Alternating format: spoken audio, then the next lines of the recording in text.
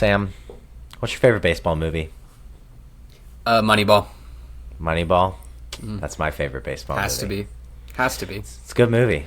Mm-hmm. Has nothing to do with what we're talking about today. Really? Then why'd you bring it up? It does. There's a trophy on your shelf. Does it belong to someone else? Well, we're gonna let you know on the Reward Show.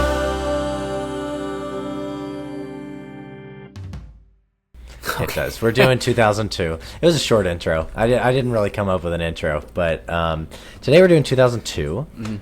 2002, fun year. Sam, how old were you? I was too. All right, I was 5. Ryan, you remember? Hey. We have Ryan McGuire here in the studio. What's going on, guys? Not the former baseball player Ryan McGuire, but the Oh, yeah, that all-star. but the hotel employee and former Cardinals staff member. Yeah, I was with them the 2013 and 2014 season. I was doing ticket sales with them, and fortunately, that 2013 season, Sam, you know pretty well. I do. We don't want to talk about the World Series too much, but magical year, and got me one of these bad boys.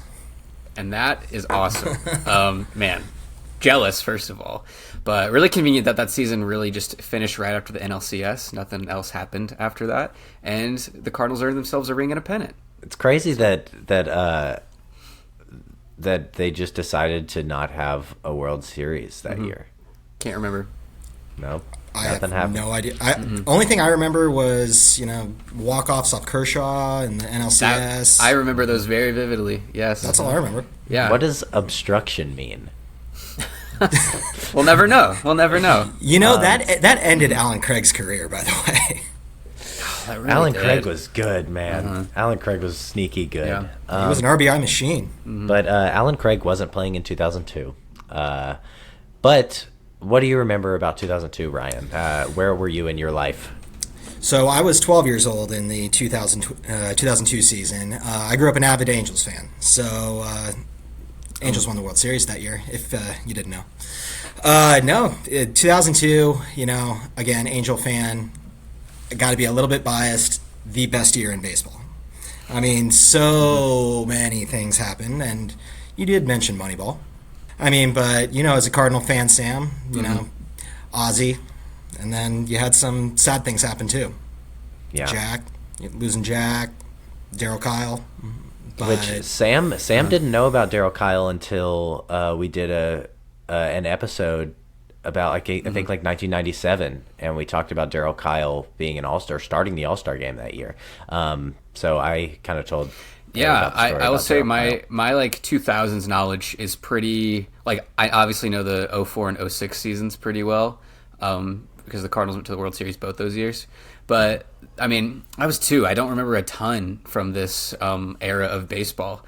Obviously, I don't remember anything. I haven't gone back and like relearned a ton. It's also like right after the Yankees sort of dynasty, or it's kind of fizzling out. And we got a lot of like what feels now random World Series winners. And the Angels and the White Sox, in this kind of era of baseball. Diamondbacks broke through. Marlins. Right. So it's all within 5 years. All within 5 years. So that's awesome. We love parity in baseball. I'm so happy that the Angels like have a World Series to like tout on, but it is weird to think back historically, like obviously having no memory of it, looking back and being like, whoa, the Angels got one there. And Sam, you have a little bit of allegiance to the Angels. Am I correct? Living out in LA, do you have? I live in LA now. Yeah, I mean, I like the Angels. I don't have anything against them. The Dodgers are still like a bad guy team in my mind. Their atmosphere at the stadiums, of course, like very, very cool, and they have an old stadium and whatnot. But no, I like the Angels. I like Anaheim. I go to Disney quite often, and I feel like there's a relationship there. Actually went to Disney Day last year where they gave out Mickey Mouse Angels bobbleheads.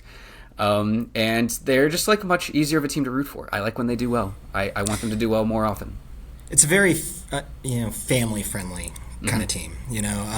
Too bad Artie doesn't really care about the team too much. But that 2002 team was really special though. It was just a really ragtag team. It was the first, team, coming out of the steroid era of National League ball to actually win. You would know names like David Eckstein. He was leading off. Mike Scioscia was so big. He came from the Dodgers back in the '80s, and they were kind of playing whitey ball, as you would know. Bunting guys over, stealing bases. The Angels had guys like Troy Gloss that were hitting bombs, but they really didn't have too many power hitters per se. They were doubles, singles, stolen bases, really big on that kind of thing. But their pitching staff, oh boy, and their bullpen, I mean, I can argue that was probably the best bullpen I've seen since 2000. Yeah. Troy Percival, was that before K-Rod? So K-Rod was actually making his debut that postseason. He had only pitched 3 regular season games going into that postseason. He had just pitched the literal minimum to make it into the postseason. And so you see this, 21, 22-year-old kid just burning 99-mile-an-hour fastballs and the best slider I had ever seen. And so, but the thing was, he wasn't even the setup guy. You had Brendan Donnelly, who was the best setup guy that year, winning the Rolaids, setup man of the year, whatever it was. But yeah, and this is the closest Barry Bonds ever got to a ring, and it was. He came within a few innings of a ring. And was this a 7-game series? We'll talk about Game 6 in just a second, and a guy by the name of Scott Spezio. That 7th inning was incredible. This I just want to point out, I do know the heroics of Game 6. This is a World Series that feels like, not to Angel fans obviously, forgotten about, and then the Giants eventually broke through and had 3 in the next decade. But they had 3 in 5 I feel like this is an incredibly underrated World Series. When you look at a game-by-game basis. The first all-wild card World Series. That's awesome. Yeah. But let's jump in. Let's start rewarding. Let's start with American League MVP. What do you say? And Ryan has already told me he's got some thoughts. Yeah. His vote has been cast. I have a Moneyball thing I want to talk about, too, with this. How he was never mentioned in Moneyball? Yeah. How the MVP of the AL was never mentioned in Moneyball whatsoever? Never once mentioned. And, I get it helps with the heroics of the team, but, that feels like something you got to talk about. They hardly ever mention Tim Hudson, Barry Zito, Mark Mulder. They really don't. If at all. They show Hudson on the TV. Yeah. They show streak. Right. Yeah. And they show Billy Koch once or twice. And who'd they say who was we want this guy, not Hatterberg, but their other first baseman that they traded. Carlos Pena. Carlos Pena. He got sent down. He didn't get traded. Yeah. So yeah. Also, Jeremy Giambi, they say they want to go out and sign him. He was already on the team. Yeah. So much fiction, very fictional. I did not know that. Yeah. I'll let it go because I love the movie, but how do you feel, real quick, Ryan, about the movie Moneyball, and how do you feel of the A's in general being an interdivision rival? But it's they're also the A's, so do you feel bad for them? Do you like them? Do you hate them? What are your opinions on that franchise? So, like you, Moneyball is my favorite movie, baseball movie.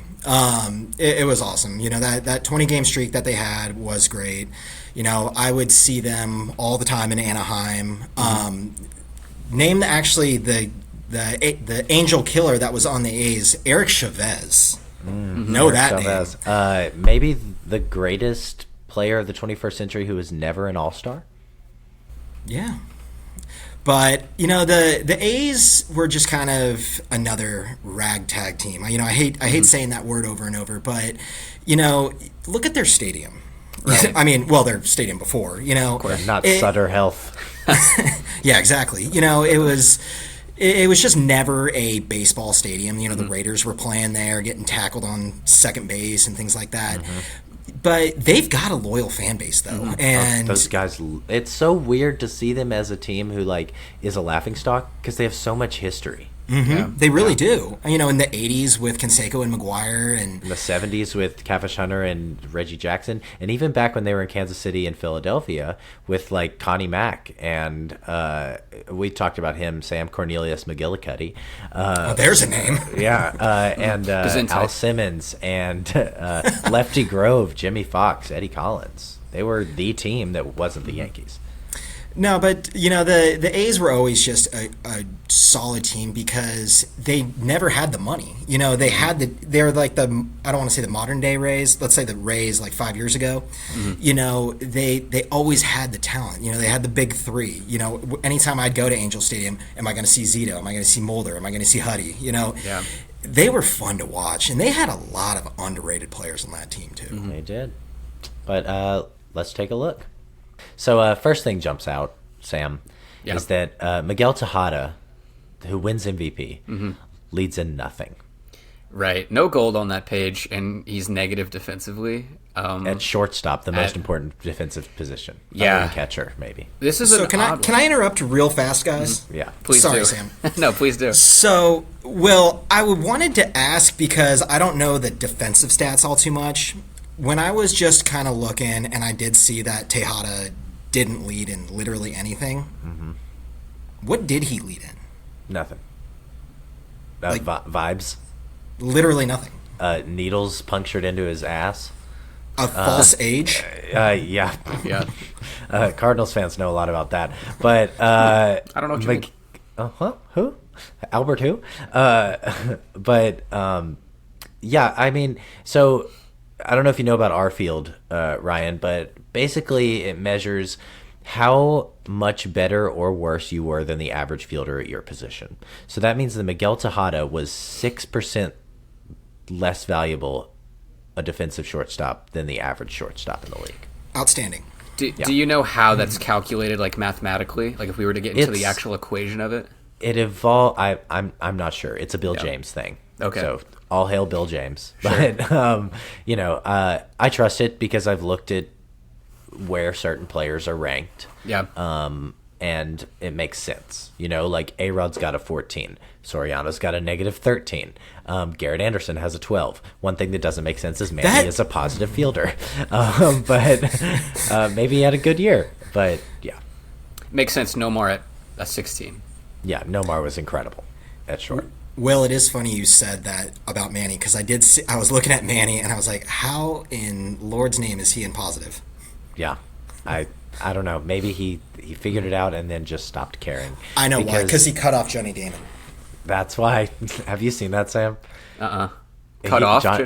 Yeah, the ball's hit to the monster, and Johnny Damon in center field gets the ball, throws it to try to throw out a guy, and Manny, I know what you're who's talking in about. Shallow left field dives to cut him off. Right. I know exactly what you're talking about. It's on one of those like weird baseball, like you'll see it on any YouTube compilation ever. Yeah, like bloopers. But I mean, A-Rod's the guy here. Oh yeah. Very much. 57 home runs. I think it's still the most home runs by a shortstop in a season. He holds the records for home runs in a season by a shortstop and a third baseman.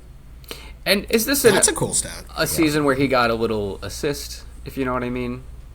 Like when can we carve out that era of A-Rod baseball? Probably high school to now. Yeah. I mean, he was on the cover of MLB Slugfest that year. Yeah. Right. So, but he is also on the cover of Backyard Baseball. But as we've talked about on this show, when it comes to like performance enhancing drugs, we care about the product on the field. We don't care how you got there when it comes to awards because we care a little, but a little bit, but like I don't want to say we don't care. I don't know. It's an interesting. We do appreciate the product on the field, especially when it's like era specific. Like A-Rod next to all the guys around him, is still producing more than the guys around him who are also getting the same assist, if you know what I mean. So that's true. I mean, how many guys who were even suspected are on this list? Tejada, A-Rod, Soriano, Giambi, Maglio, Manny. I think I think everybody is actually suspected. Minus Garrett Anderson, I think I'd say minus Pedro. I don't think he was on the report either. Okay, so. But yeah, Nomar was on the report. You're right.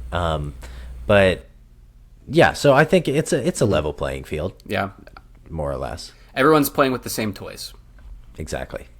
But yeah, A-Rod, shortstop A-Rod was. Yeah, 57 homers, 142 RBI, 158 OPS plus with a 1.015 OPS. 8.8 WAR. 8.8 WAR season, which is leaps and bounds above everybody around him. I just didn't realize he was that good of a fielder. At shortstop he was, and then he went to the New York, and the Golden Boy wanted to keep his job at shortstop, even though he didn't have the range of a first baseman. But yeah, so then we have Alfonso Soriano, who comes a home run away from a 40-40 season. Yeah. Which would have been the third 40-40 season ever. Ever, really? No, fourth, because Canseco, Bonds, and A-Rod had done it. Well, spoiler alert, he wasn't the only one flirting with a 40-40 that year. That is true. We will talk about another guy soon. But then we have Garrett Anderson, your guy, Ryan. Garrett Anderson, a doubles machine. He was. He was also the laziest player I've ever seen play baseball. All right. That's funny. He killed it at the home run derby this year. No, he definitely did. And no, I was just giving crap about Garrett though. But no, he would always just hit it in the gaps. I mean, he just had that lefty swing, just that one-handed, he just made things look so easy. And just always had that same just monotone face, mustache. This guy, okay. That's the most he ever smiled is in that picture right there. But he was so clutch that year. You know, he was hitting fourth that year for the team. He was solid. Yeah. And then we have Jason Giambi. Jason Giambi with a 3.14 average. You don't. Wow. I mean, he's coming off an MVP season. He has just left the A's, famously. Then we have Jim Thome, our first Hall of Famer on the list. Finishes 7th, 52 homers. 52 homers, doesn't lead the league. Yeah. His OPS is 197. That's nuts. OPS plus is 197. Him getting 7th is curious. Tejada getting first is curious. I know we all have kind of said our opinion on that. Garrett Anderson getting 4th, he's a tick behind Tejada in everything. So it's kind of curious why there's sort of this, I don't know, variability. It's like if you want to say that the voters were looking at stats that Tejada was good at, Garrett Anderson was pretty much right there with them in just about everything. And then you have your power guys kind of interspersed throughout with A-Rod and Giambi and Thome. And then Soriano, just a random 40-40 in the middle. So this is a really sporadic kind of voting, like group of voting. Yeah, and Soriano would later become a 40-40 guy, 2006 with the Nationals, I believe. But then we have Maglio Ordonez finishing 8th with the White Sox. He would later have a monster year in 2007, which we've talked about. He finished 2nd in MVP voting to A-Rod. He was in Detroit that year? Yes. Yes. He batted like 364 or something. Then we have Manny, who wins the batting title. He has a lifetime batting average of like 311. That's something you don't think about. I mean, because he's such a power guy, but the guy could hit. Had one of maybe the most beautiful right-handed swing I've ever seen. Does he have one of the sweetest walk-offs ever? Oh, yeah, it's incredible. Also, how about the one where he went like that and it banged off the wall and he got held to a single? I think I saw that one. Yeah, that's a. Who else did that recently? Acuna probably does it once a year. Okay, it was Juan Soto. Just saying, am I wrong? Okay. Am I wrong? He did, and he tweeted about it this year, saying, if I had done it, they would have benched me. Yeah, for good reason. But then we have Noma, who has 197 hits, which is like a down year for him in this. Jeez. Nomar's prime was ridiculous. He had a season where he batted 370. Mm-hmm. He was so underrated. I mean, because it was, and I say that because, you had the big three. You had Jeter, A-Rod, and Nomar.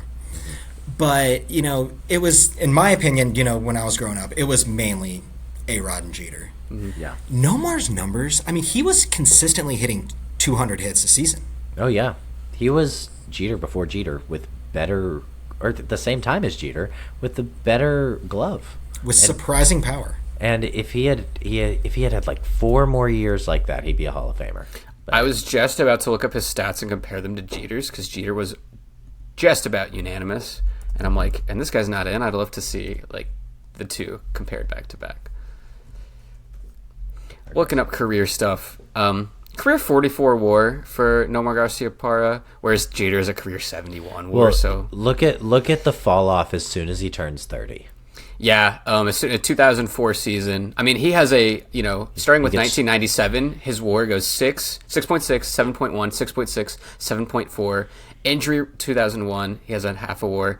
Then 2002 and 3, he has 6.8, 6.1, and then in 04 it really falls off. 1.3, 0.2, 2.5, negative 1.6, and then that's just how it is. So, yeah, the 2003 season was his last hurrah, and then it just kind of falls off a cliff, like you said. And 2004, Red Sox trade him mid-season for Pokey Reese. Tough. And does he get a ring? Series. Does he get a ring for playing on this team?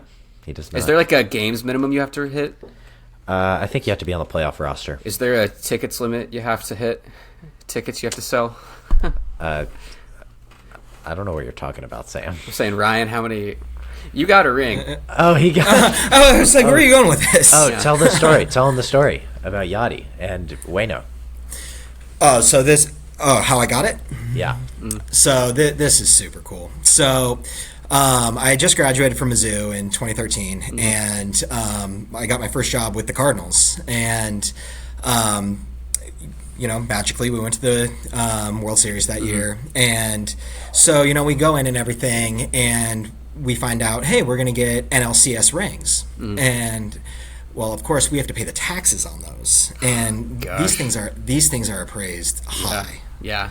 And the taxes are high, and we weren't making, we couldn't rub two nickels together. So, of course. I could have asked my parents, hey, and it was sizable, and I was just like, do I ask my parents? No, and it was something that a couple of us were like, oh, do we get a loan or something? Because we really, really wanted one, but we of course. had to pay the taxes on it. Right.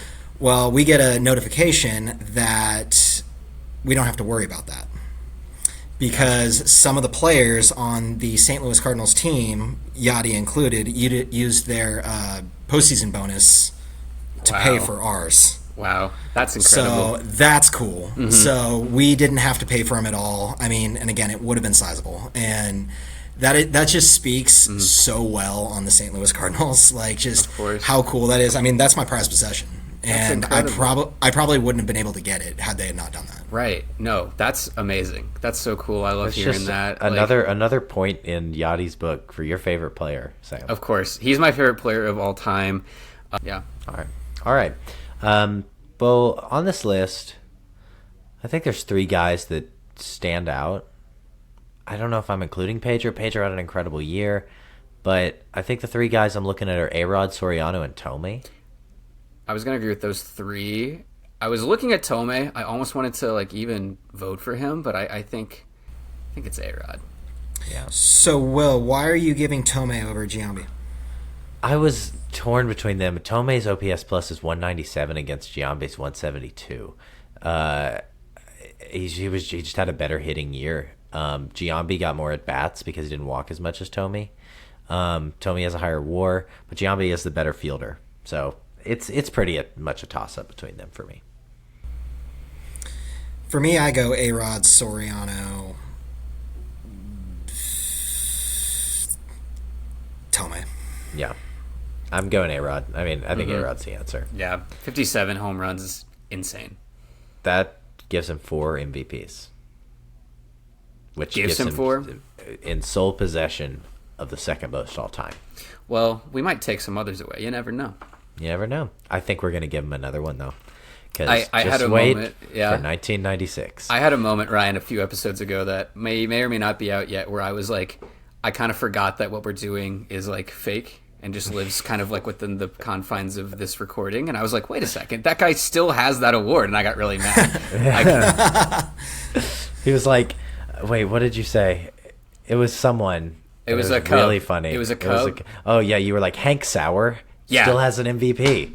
I was like, wait a second, he still owns that. That's in his house somewhere. Because we gave it to Stan Musial. Yeah, I was really upset. Yeah.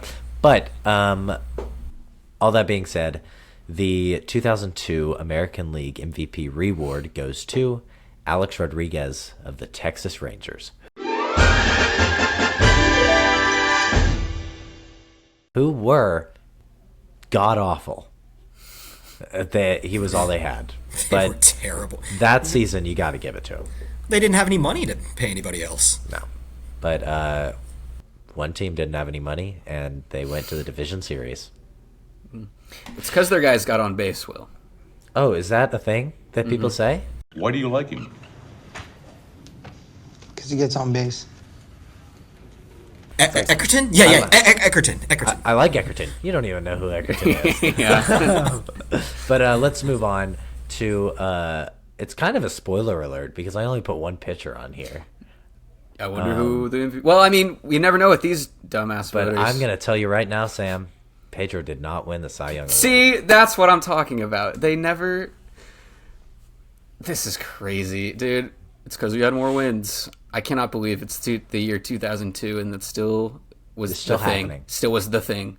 It wasn't until, honestly, Felix Hernandez that people might have started to think differently, right? Like, that wasn't even that long ago. That was like 15 years ago. And then DeGrom solidified it Right. by winning 11 games and winning back-to-back Cy Youngs. But Barry Zito wins. He only leads in wins, 23. He has a 2.75 ERA. Probably the best curveball of that generation. He was incredible. But Pedro... The only thing in the ballpark of Pedro's that Barry Zito has to hang his hat on is batting average against. Yeah, and it's not really even close. Right.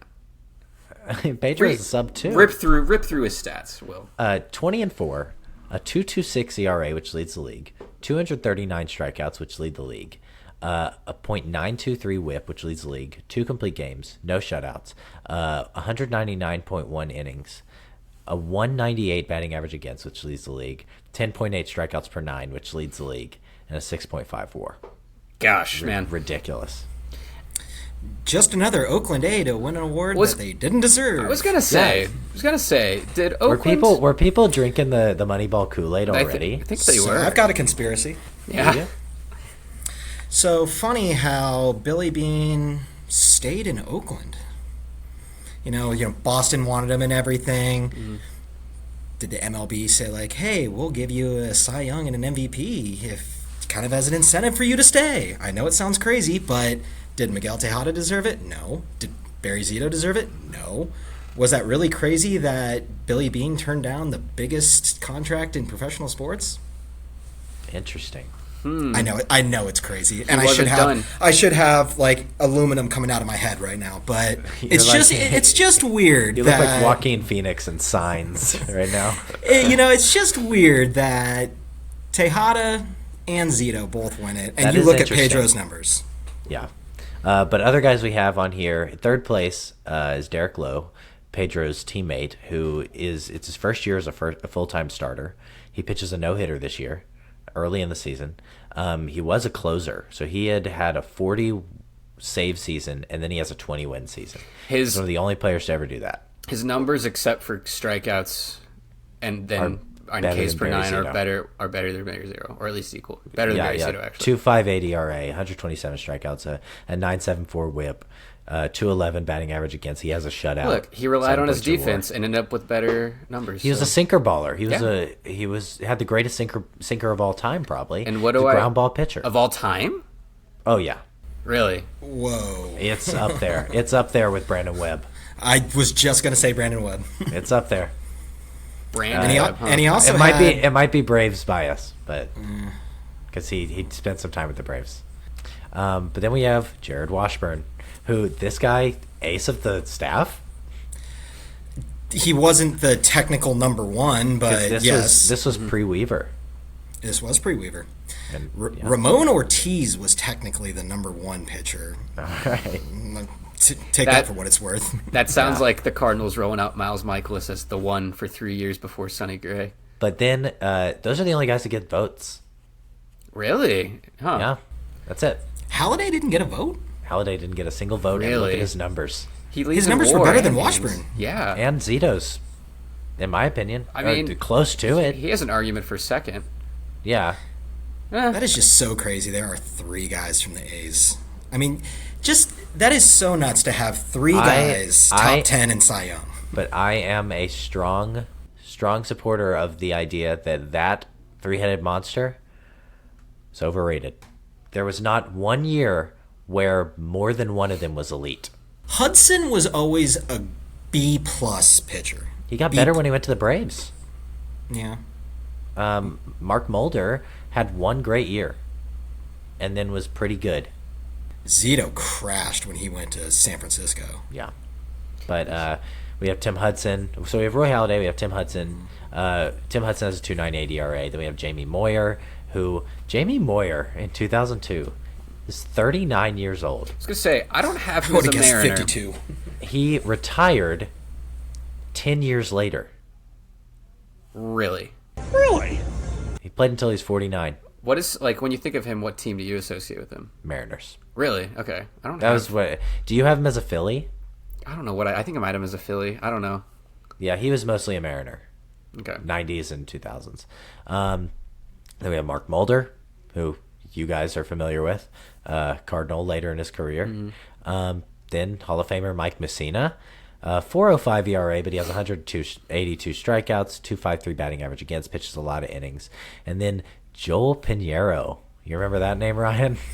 Joel Pinheiro. I do. Wow, that is a blast from the past name. What are we thinking, guys? We thinking Pedro? Yeah. That's crazy. It's just crazy. You got me thinking. Ryan. Yeah. So My brain's expanding a little bit. I know it was crazy, but There's something. I don't know if what you said is 100% accurate, but there's it's something not to it. 100% inaccurate. Yeah. That's all I'm So saying. the 2002 American League Cy Young Award goes to Pedro Martinez of the Boston Red Sox.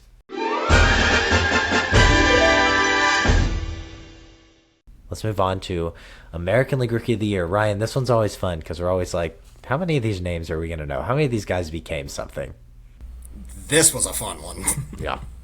I'm gonna be real. This is a who's who. Is this- This is the least I've known of a year that starts with 2000 something. This is probably the least I've known a list of And Rookie of the Year when guys. Sam says who's who, he means who? Like who? Who is that? This is a sad line, but Yeah, this is Eric tough. Hinsky had a great year, but never did anything afterwards. Braves legend. Nepo baby Eric Hinsky. I remember Bobby Kielty. He had a weird. He would swing and he would like cut. Have a swing like this and then swing. Interesting. That's the only thing I remember about any of these guys outside of Hinsky. Might be giving it, but Hinsky did have a really good year. Kielty had a really good year. Josh Phelps had a great year. Yeah, these aren't bad years by any means. These are good rookie seasons. I'm finding it tough to find any separation, if I'm being honest with you. And it's like one of those situations where it's like, is there insufficient evidence? Right. Hinsky gets Like- more games, it looks like, than Kielty and Phelps, so like the batting numbers look a little different. Yeah, I got I it. don't know though. Hinsky looks like a NFL linebacker. he Yeah. does. I think it's between Hinsky and Jorge Julio. 1.99 ERA. I'm looking at Rodrigo Lopez's stats. They're not bad. They're not bad. He has a Not at all. 119 whip With a 196 234 batting innings? average. You know what, guys? I think I'm going Lopez. I might go Rodrigo. Yeah. Rodrigo Lopez. I think I'm going. Dude, I'll take 200 innings of 3.5 ERA. That as your 3 starter? Uh-huh. Give me Rodrigo. Yeah, absolutely. And that face, too. Oh yeah. Let me look at his career after this. Uh, I don't think you want to look at anybody's career after this. oh my gosh, 2006 Rodrigo Lopez 9-18, a Happens. 5.90 ERA, a Yeesh. WAR of .2, no -.2. Still on the Orioles? Yeah, his I was gonna last say year the on the same thing. his last year on the Orioles. Then the next year he went to Colorado and his ERA got better. How does that happen? Right, wait a second. It went from 5.90 to 4.42. Okay, weirdo. And then he left Colorado, Mm-hmm. took a year off, played in Mexico, then came back to the majors, played for the Phillies, had a 5.70. Then he went to Arizona, had a 5 ERA. Then he get went better. to Chicago for the Cubs and had a 4.42, then a 5.68, and retired. Wow. Rookie of the Year. Yeah. Guys, we have rewarded the entire AL. We've never done that before, I don't think. I don't think so. But the 2002 American League Rookie of the Year reward goes to Rodrigo Lopez of the Baltimore Orioles.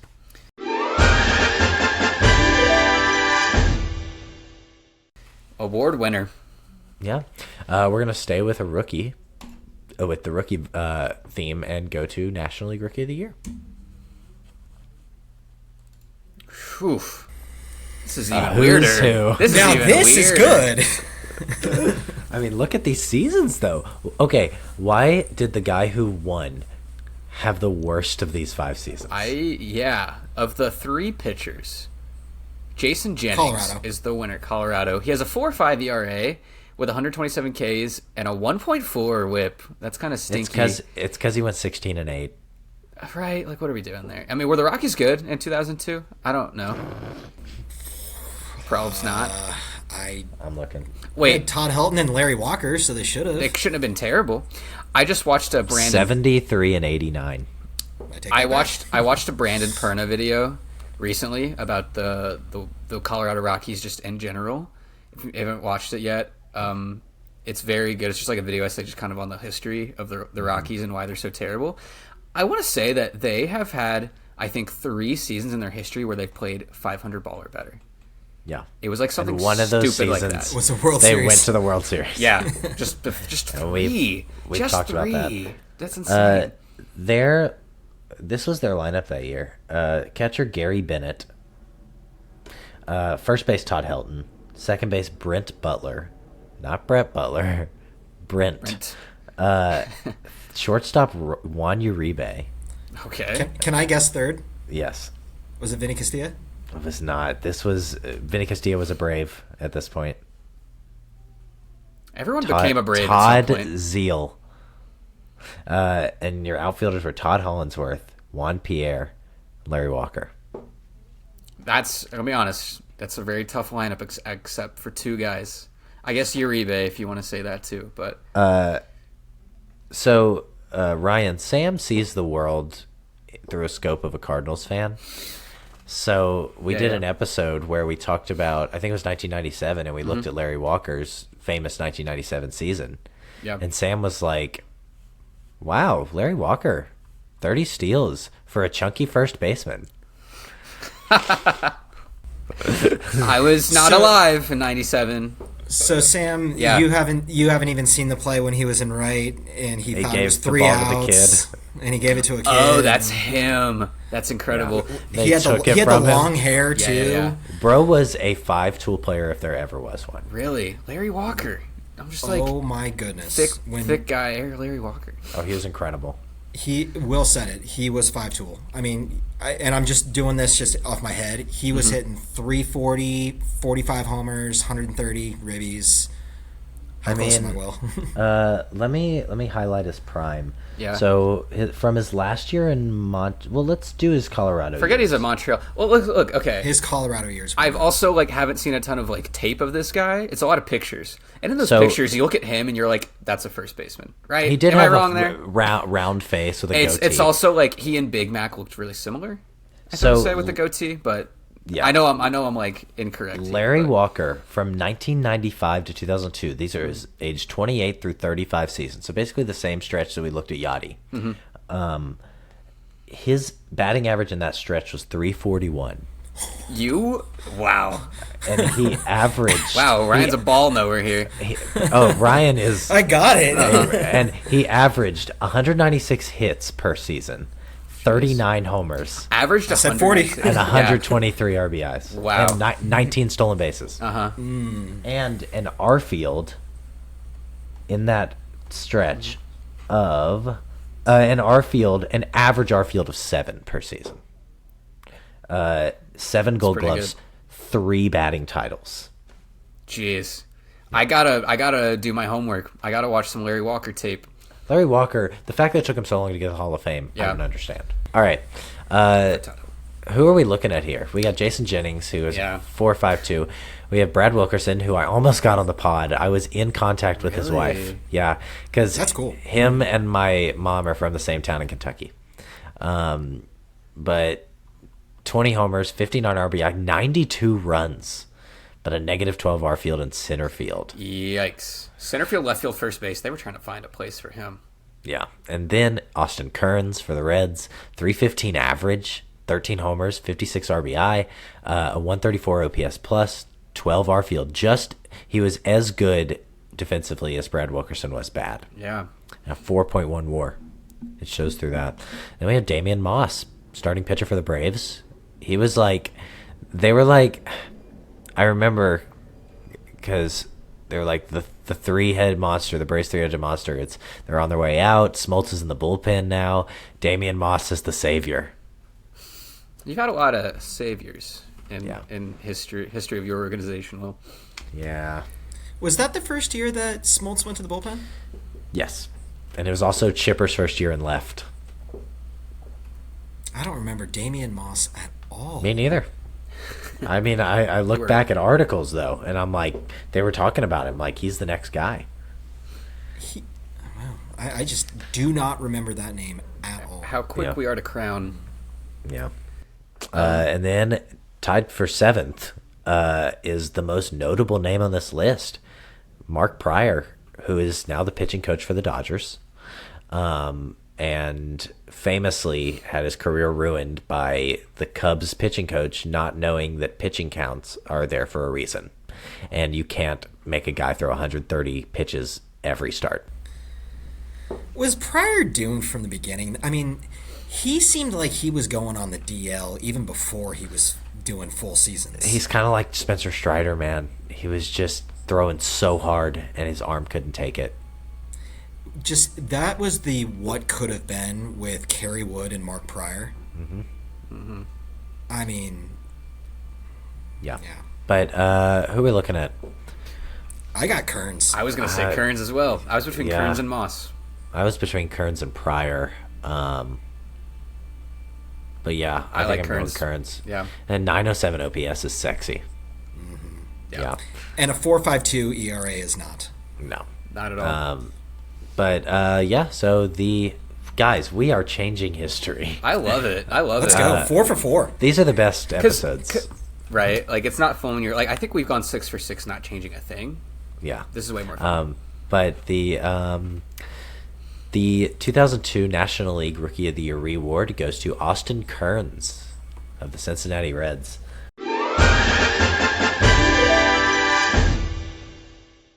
Do you remember anything about him, Ryan? He was good for 3-ish, 4 years maybe. I just remember he came out big and just kind of flattened out. And, you know, at first when I was seeing all these names, I was like, oh, wow, these are big names. Jason Jennings had some decent years. I know he had one good year, like 5 years after this. Well, it's like Colorado's so weird because if you talk about the if you put together an all-time starting rotation for the Rockies, Jason Jennings is probably on it. That's how bad it's been. Like Ubaldo Jimenez. It's him, Ubaldo Jimenez, Jorge De La Rosa, Jolies Chassin, John Gray. Gray, I was going to say, that's all I can even think about. Yeah. But, you know, again, though, just the what could have been with Mark Pryor. Yeah. But, yeah, Kearns, you know, he was a big hitter and stuff, but I don't really remember him lasting all too long, but... No, he played until 2013, but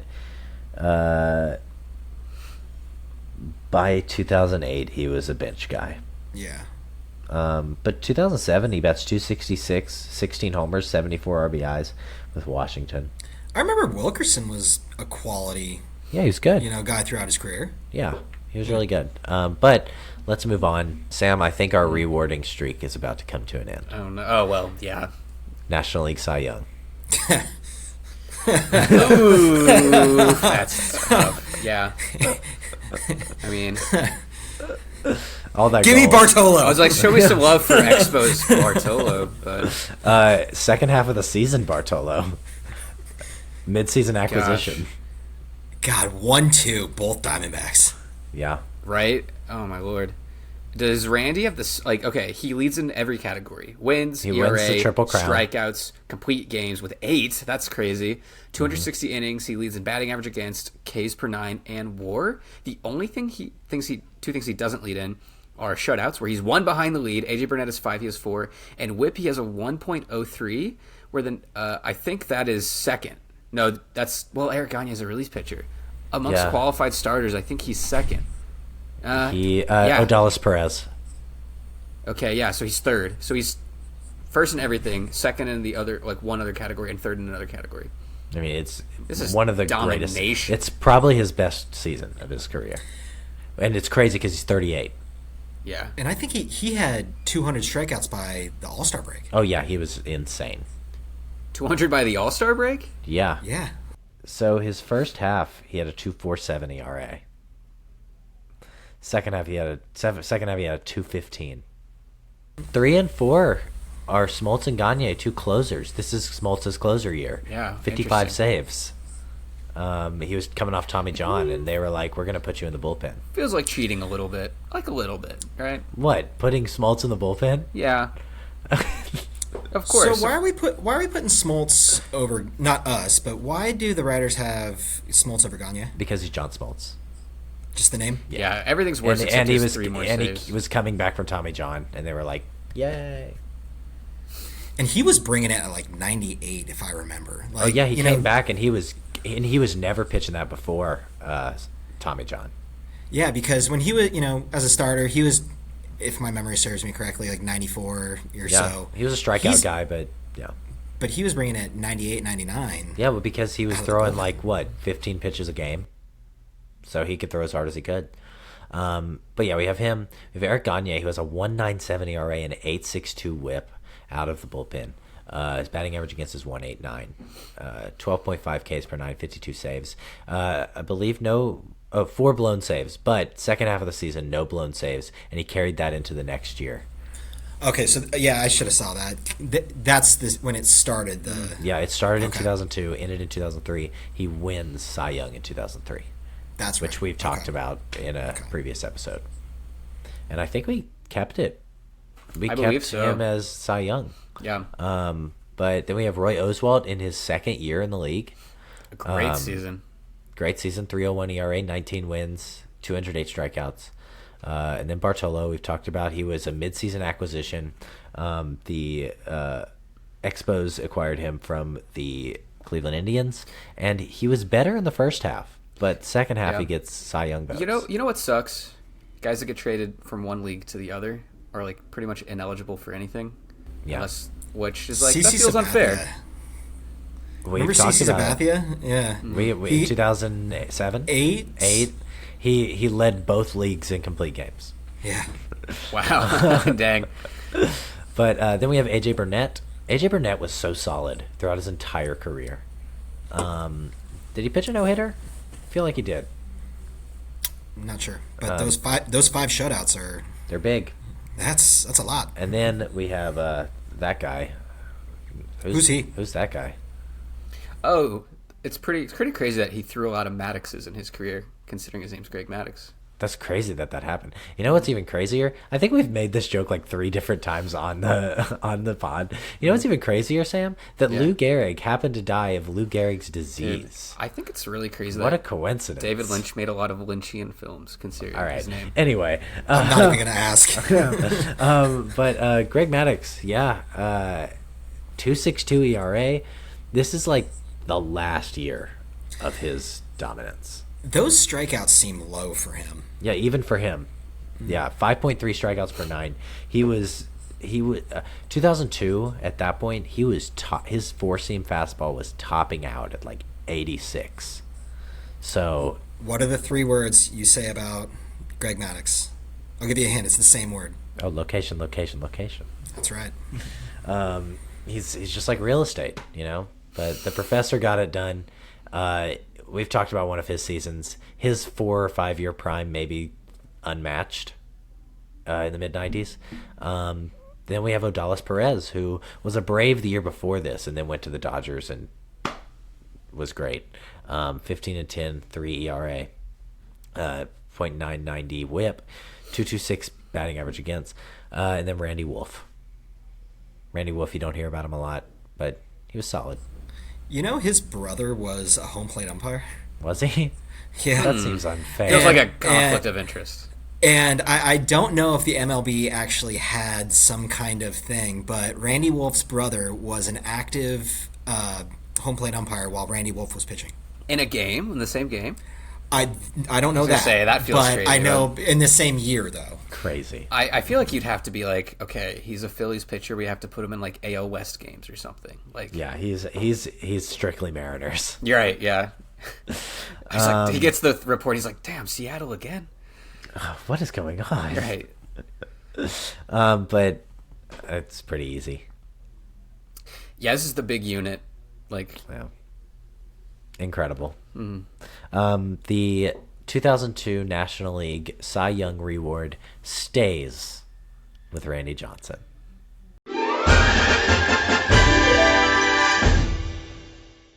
Are we ready?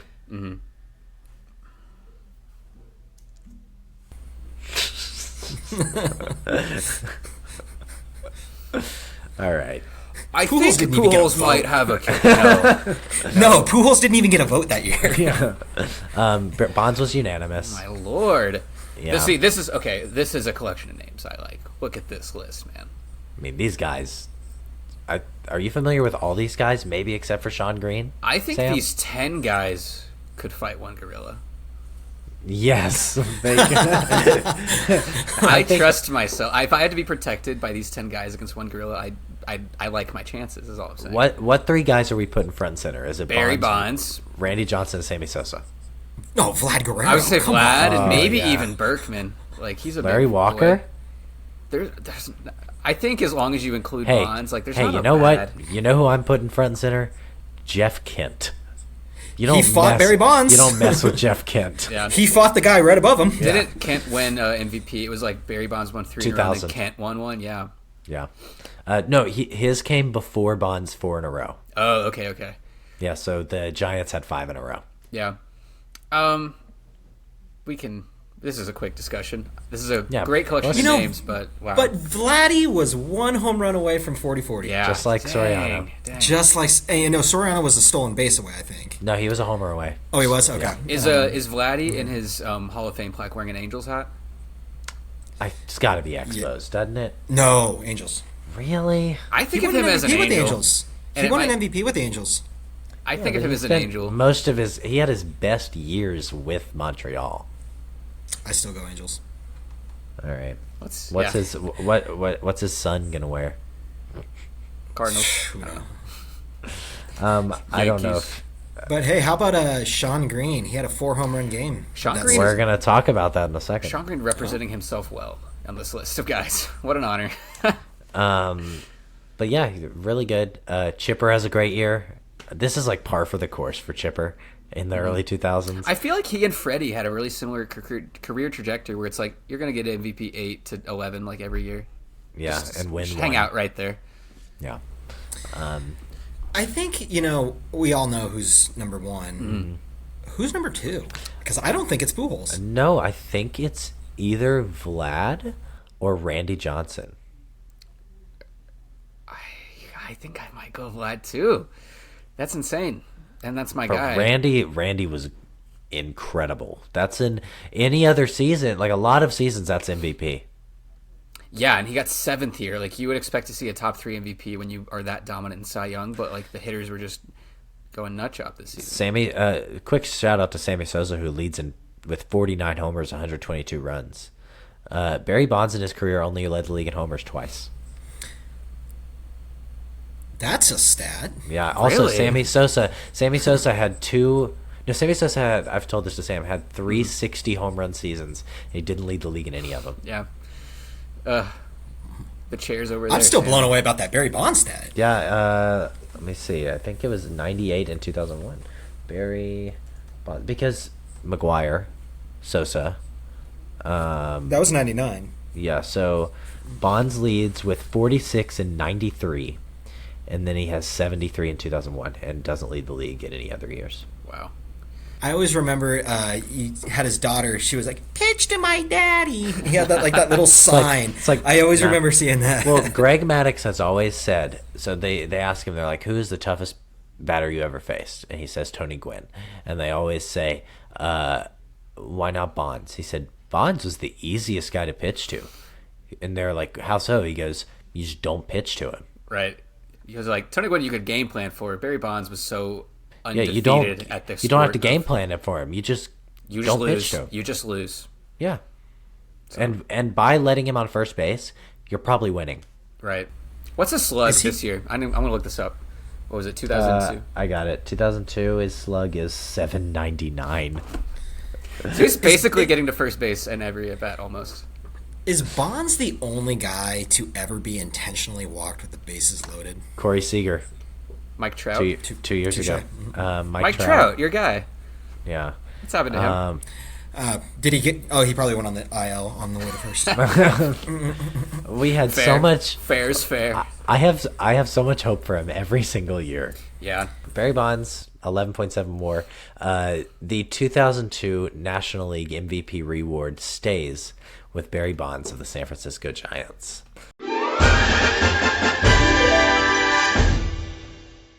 All right, Ryan, you've listened to some episodes. You know about Breakout Player of the Year, but we have a new way of doing it. It's a blind judgment. So I give you 2 players, and you have to tell me who's the Breakout Player of the Year out of these 2 stat lines, so that bias of the player doesn't come into it. Because you want to think about the rest of their career, you know. So here we go. So I'm sorry, Will. You're asking me Which player had a better breakout in 2002? 2002. Gotcha, And whatever that gotcha. means to you. Well, breakout. I mean, I'm looking at player 2. I mean, those numbers are very gaudy difference, but He's an all-star for the first time. was that pitcher? Oh, my 2 buddies back at home, Jesus and Graffio, would be killing me if I didn't get this right. This is like a little ref guess moment. That's what I was thinking. It's kind of like ref guess. Yeah. Oh, this is killing me. Well, either way, let me answer your question first. Who do I think the breakout player is? I know you want me to say player 1, right? I don't know though. I feel like I might be going 2 because there's some. I feel like player 1 was already he was already a 4 WAR guy. the year before he was good. This is killing me that I'm not getting this. I'm gonna go player 2, and I don't know who either of these players are. It's gonna bug me. All right, what about you, Sam? I was also going to go player 2. I have no shot of getting either of these players. I agree. I think because player 2 was clearly bad his first 3 years and then very good, versus player 1, there was, you can see in 2000, 2001 and 2002, there was clear growth. All right, so that means that the 2002 Reward Show Breakout Player of the Year goes to Odalis Perez of the Los Angeles Dodgers. On our graphic. And you know, we saw his stats. We did. We really just before, did. too. That's the frustrating And part. he beats out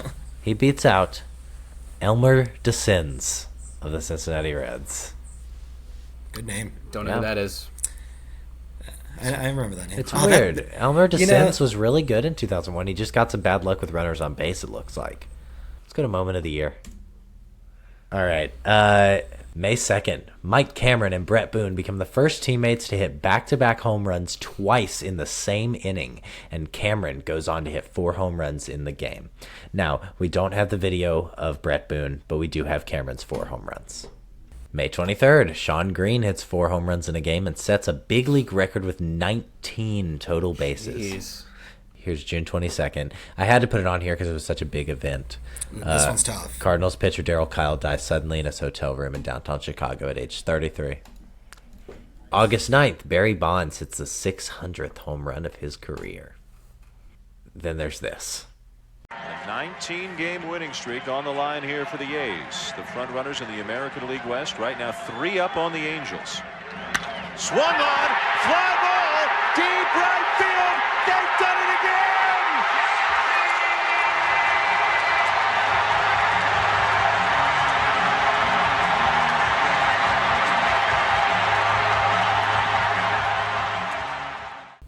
That was so cool. Kind of hilarious that their celebration time is like that, the victory song that year. Yeah. Like, it's so goofy, and it's like we think of this iconic, cinematic, almost Shakespearean moment, and it's like, celebrate. Kind of cheesy. Yeah. October 26th, the The Anaheim Angels staged one of the Let's largest go. comebacks in World Series history to force a Game 7. And is 5 runs, 7 innings. capped off Wow. by Scott Spezia. Okay, so what are we thinking, guys? I kind of want to go with Moneyball, Hatterberg. That's what I think the moment is. I know What do the you Angels think, one's Ryan? awesome, but I'm biased, and I'm still going to say Moneyball. Yeah. All right. Yeah. So it's one of those I mean, iconic like baseball moments of this whole I generation. I don't know. This I don't know century. without the movie if we'd go with it. I'd still go without the movie. Really. Oh, I remember that. I remember watching it on ESPN. Well, They had part it of on it- the top 10 plays, and that was the number 1 on top 10. Part of remember it seeing was like, what was the score at one point? It was like 11-3. 11, right? yeah. It was 11. I think it was like 11-1. It was 11-1 or 11-0. Yeah, it was. Oh, and it was nuts. Yeah. And then they battled all the way back, and then they made errors, and they took the lead. The Royals took the lead again. And then Mike Sweeney hit that 3-run homer. Yeah, who was it that struck out in Moneyball? Was it Raul Ibanez? So the 2002 reward show moment of the year goes to the Oakland A's, Scott Hatterberg, for the 20-game streak, the home run. Mm-hmm. How can you not be romantic about baseball?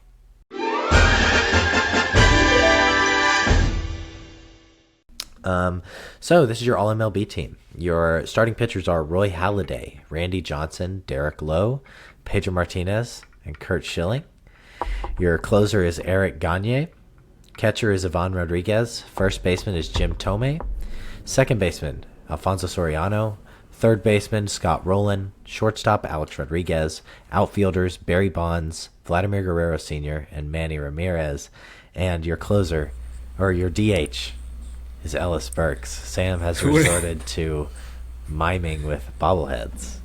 Who would have thought Ellis Burks Right. was Make it gonna onto this. make it on this Who are you? podcast? But that's it for episode 17. Thanks for being on here, Ryan. This was a lot of Hey fun. guys, Yeah, this is awesome. This was a blast. Of course. We'll have you on Uh-huh. again. Plenty of Mike Trout seasons to talk about. Yeah. I won't dog him too much next time. I promise. But Or Garrett Anderson. I think that's it. Follow us on socials. Yeah, I think that's it. Thanks for listening. And this has been The Reward Show. Bye. There's a trophy on your shelf. Does it belong to someone else? When we're gone.